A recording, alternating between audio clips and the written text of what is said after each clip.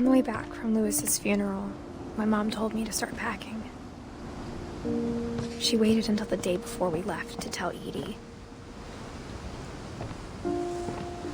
I'm not sure if she wanted to make it easier or harder.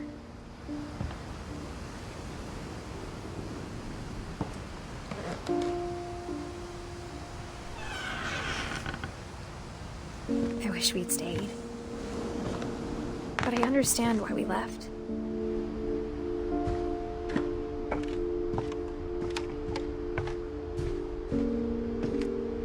My mom ended up leaving everything behind.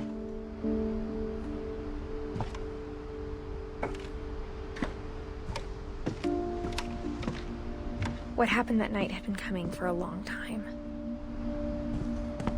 Maybe it should have come sooner.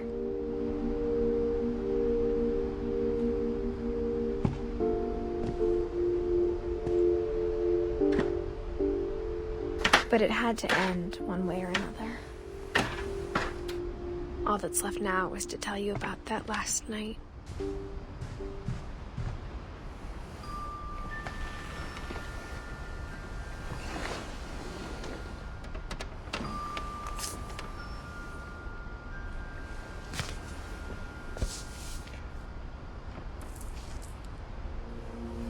That whole last day, Edie just watched us pack and didn't say a word.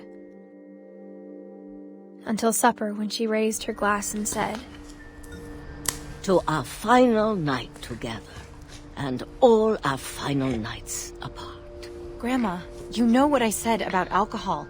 Some of your medications are very Edith, specific. I left a present for you in the hallway. Why don't you go open it? The grown-ups have to argue now. I'm sorry, you're right. We're all leaving tomorrow. Let's just enjoy our last... I'm not leaving. Edith, you're excused.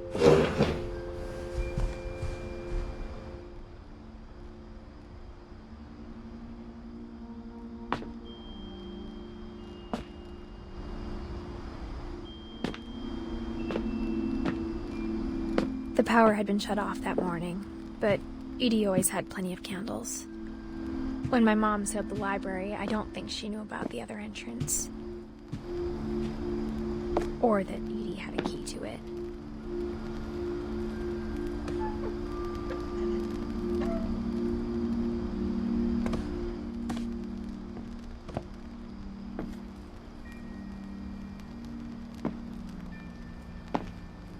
That thing you're afraid of isn't going to end when you leave the house.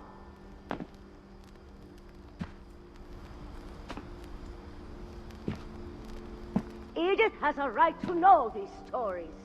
My children are dead because of your stories. I think it's best if Edith and I leave tonight.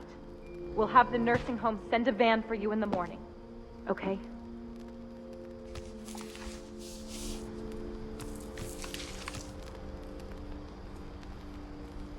Dear Edith, there's so many stories I wish I could tell you, but there's only time for one. This is about what happened on the night you were born. That night, the tide went way, way out. It was the first and last time I ever saw the old house aground. There'd been an earthquake out in the middle of the ocean. They called it the lowest tide in 1,000 years. God, it smelled awful. You know, I've seen that house every day of my life.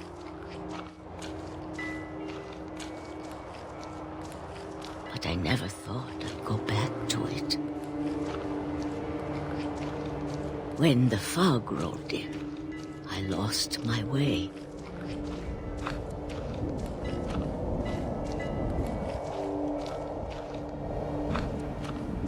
I got turned around.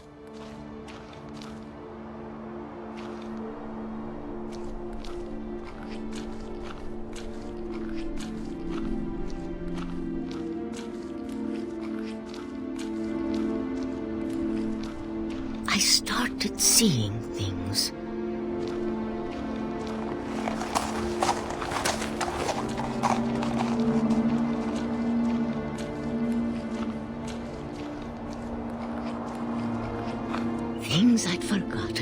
ever existed.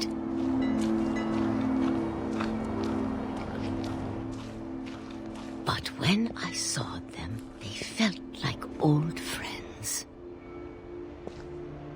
That night, a lot of things came back to me. Or maybe I came back to them.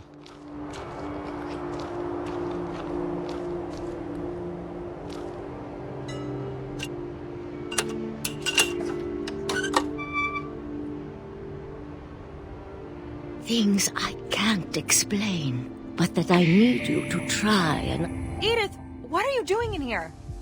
It's mine. Edith! Mom, you're gonna rip it! Let go! I kicked and screamed, but Mom dragged me to the car.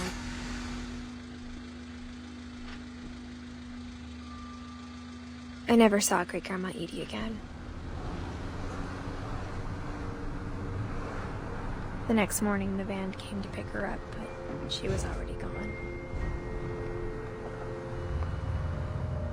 After that, we moved around a lot.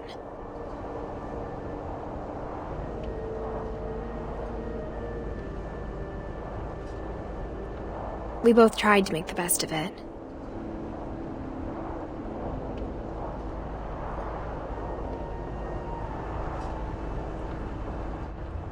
A few years went by.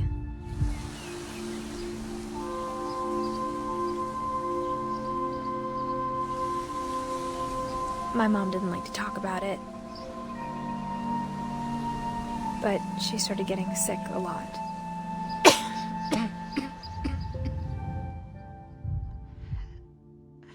She got better for a while, and then she didn't.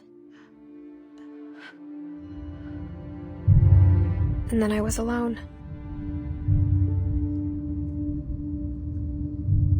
The last finch left alive.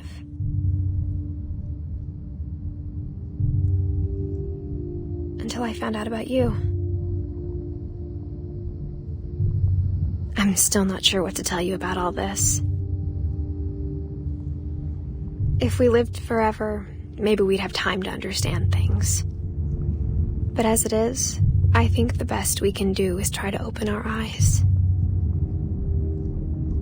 And appreciate how strange and brief all of this is.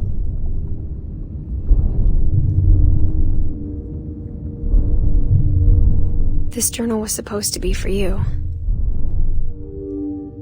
But now I hope you'll never see it. I just want to meet you. And tell you all these stories myself. But I guess if you're reading this now, things didn't work out that way.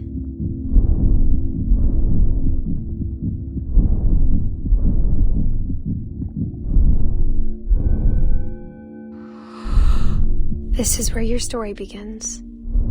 I'm sorry I won't be there to see it. It's a lot to ask, but I don't want you to be sad that I'm gone. I want you to be amazed that any of us ever had a chance to be here at all.